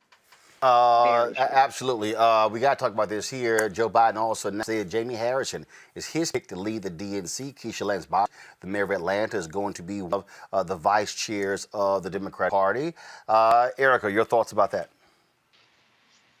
I remember that kind of being in the rumor wheel some time ago, right after he unfortunately lost his for Senator of South Carolina. So I think that one thing that kind of is pretty interesting for me around Jamie Harrison, he's out of the list of course now coming into majority whip Jim Clyburn out of South Carolina. But so there was a rural path that he had started. I think it was called Dirt Road.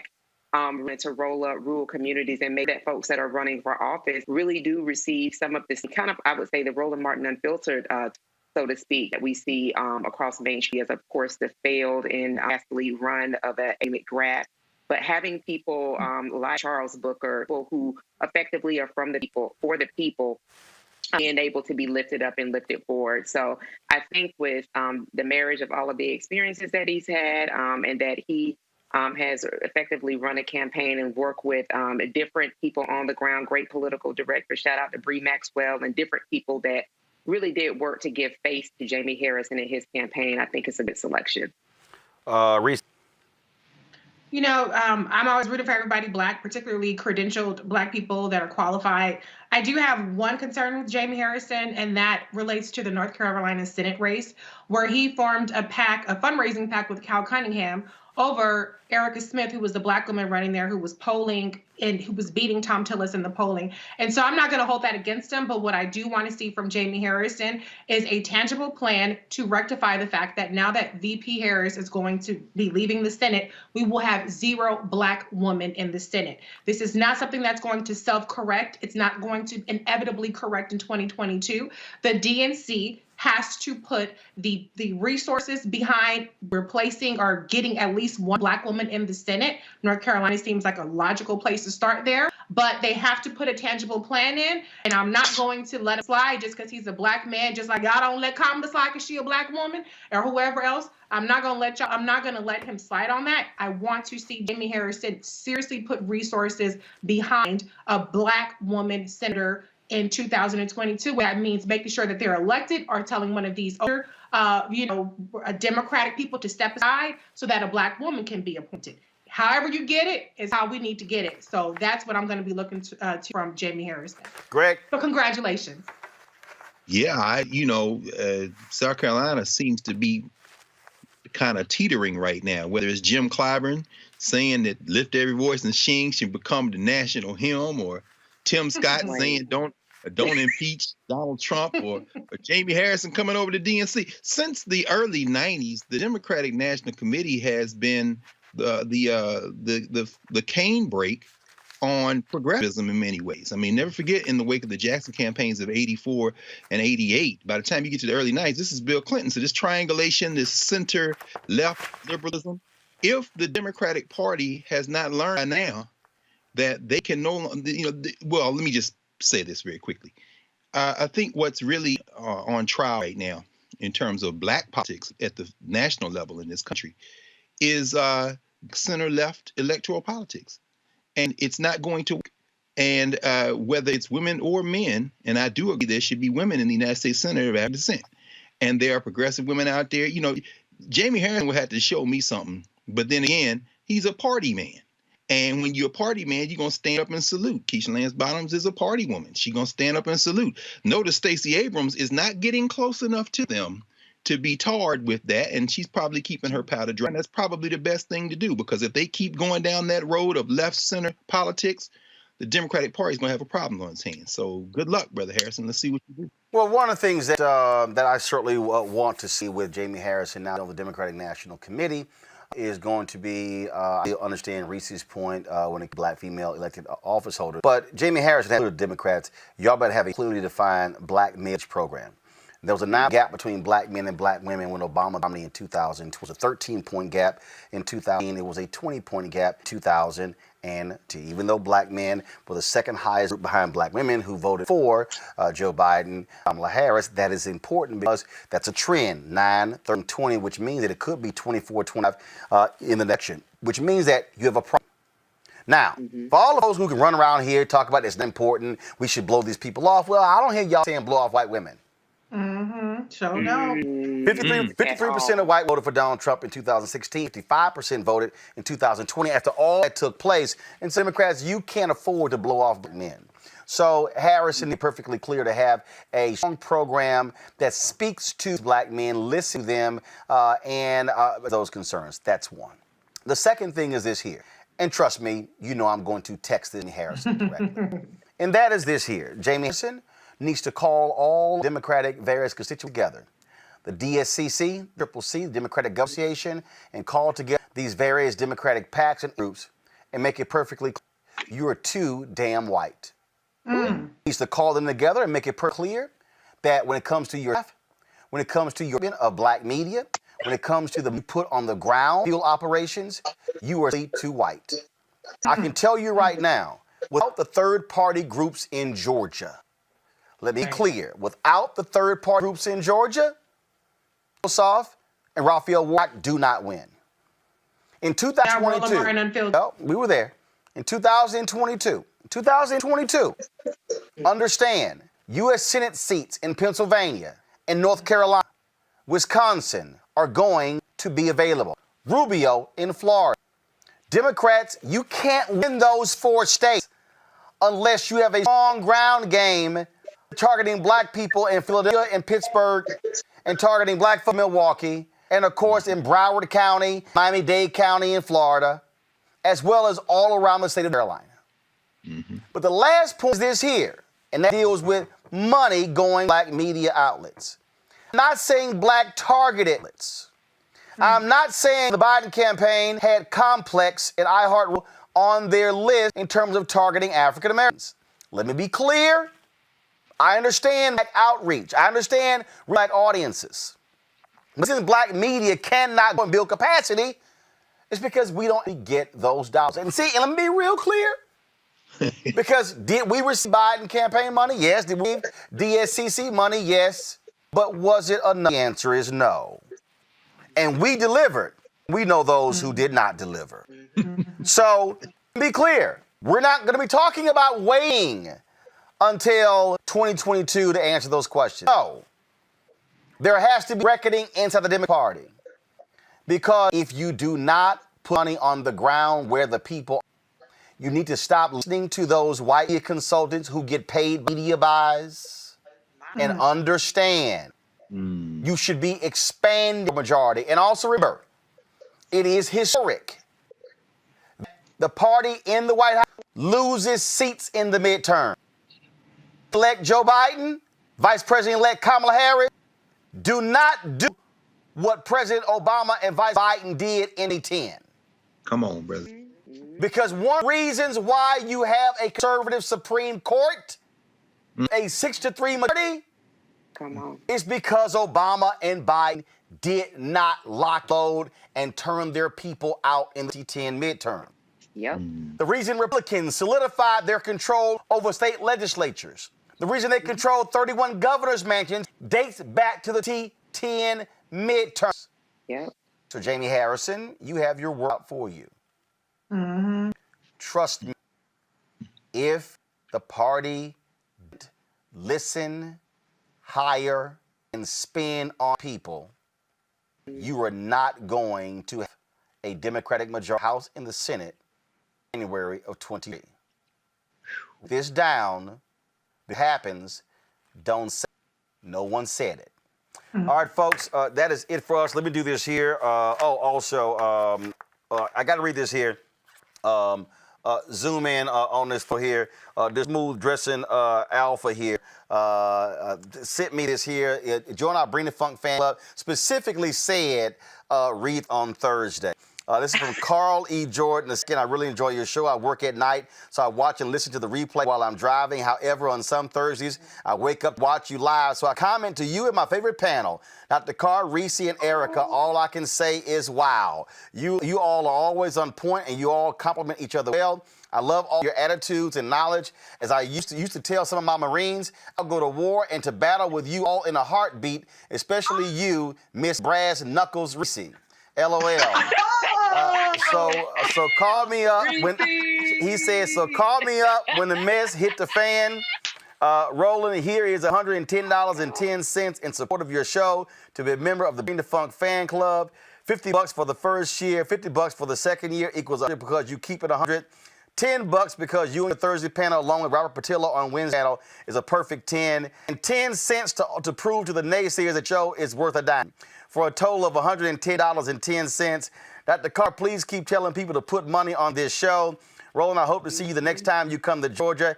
Happy Founders Day to Alpha Phi Alpha. Now, he's not an alpha, but he damn sure dressed one. He said, I'm not an alpha. However, here's a picture of me honoring Dr. Martin Luther King Jr. and my brother and a couple of my friends who were alphas when I had to preach last year on your Founders Day. Lord, you can give this picture to my fly girl, Erica, and tell her this Marine wants to eat her fried salad. That is funny. God's blessing for your success. Minister Carl E. Jordan II. Y'all remember when Erica, when she left, y'all remember when we had Will Downing and Erica was talking about cooking salad. We ain't gonna never live that one down. I cannot live it down. People tweet at me like, Erica, this is cause for celebration with Georgia with it. I'm doing a fried salad. I'm so mad at you, Roland. So salad is a great dish. Yeah, go ahead, zoom in, Henry. So Minister Carl E. Jordan II would like for me to send this to Erica, and on the back of the photo is his name, email, and his number. No! Hey, hold on. Let me cover this up. I'm not gonna put his email and phone number out there for public consumption. God.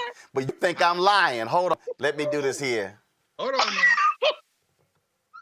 Go ahead. No. Okay. Need your hand. Everybody. Go ahead. All I'm saying. God bless. Good night. Shoot your shot, real. Hey, go ahead. Look at clean. He ain't alpha, but he dressed like an alpha. Oh, suck it. I'm gonna drop this in the mail for you, Erica. Really, Roland? Y'all, I don't have time today. I've got to do a radio interview on KJLA, but I'm gonna do this real quick. I just want y'all to know, man, a ton of y'all sent in money orders and checks and everything over the last 5 weeks I was in Georgia. This literally are the letters and cards that people sent in. And so I'm going to read a few each day. I can't literally, as that many, y'all, I can't go through all of them. Delbert says, thank you for what you're doing. Keep up the good fight. Bless your staff. Please accept this small amount to assist your cause. Again, y'all, we got just tons of stuff. Cards from people. I mean, you name it. Folks who appreciate this show. There were people who in Georgia who were mad saying, why didn't we have any gear to sell? They saw me and Anthony in our hat and our hoodies and our shirt. They were saying all that sort of stuff. And so if y'all want to support us and join our Bring Funk fan club, again, what we are putting together, y'all, is something you're not seeing anywhere else. We are committed to covering our issues. We are going to be broadcasting live on Wednesday, our inauguration coverage. You can bank on that. On the night that Joe Biden speaks to a joint session of Congress, I expect to be one of those TV anchors they normally meet with before for the luncheon that day. Mm-hmm. My house staff, I'm just letting y'all know. You know, even Trump invited me to the first two. And so I expect to be at that one. But we'll be live that night with our coverage of his speech as well, providing you black analysis of that particular speech. Folks, we're going to be doing more of this. Next month, you're going to see me in St. Louis. I'm going to be doing a town hall there. Tashara Jones is running for mayor of St. Louis. There are 2 or 3 other African Americans who are running. And so we're going to be covering stuff there as well.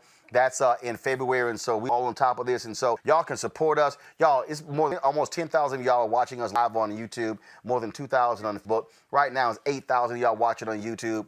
If every person on Facebook right now joins our Cash App, PayPal, Venmo, or Zelle, we can easily meet half of our goal 2021. So let me just put this. My goal is for us to raise $1 million who watch this show. 20,000 of our followers contribute an average of $50 each. That's $1 million. That funds what we're able to do. That means that we don't have to depend upon corporate advertising. We appreciate our partners, but what it does is it positions us to be able to hire staff, to hire more staff. I told you it's going to cost us it's going to cost us $145,000, actually $150,700. The check went out 2 days ago. We're having our Apple TV app, our Roku app, our app for Xbox, for Twitch, for Samsung TV, and for, I think I mentioned all of them. That's being built as well. So that way, our 24-hour live streaming channel, we're going to have that as well. So it won't be just you watch us for these 2 hours. We're going to be streaming, and it's going to be an ad-supported network that we're building as well. And so I'll have more to announce about that a little bit later. We want y'all to support us. Cash App is $RM Unfiltered. PayPal is ME/R Martin. Venmo.com/unfiltered. At Roland S. Martin. Everybody who has $50 or more gets a personal shout out from me, the show. And so that's what we got going on. So we certainly appreciate it. And Eric, I'm going to be sure and drop this in the mail from Minister Carl E. Jordan to the back to Erica. Nice little red heart. Roland. Hold on, Henry, do this here. Henry, do this here. I want you to zoom in, Henry, and I want you to give me Henry, I want you to zoom in and give me a 2-box. I need a 2-box. No! I need you to, Henry, give me a 2-box. I need a.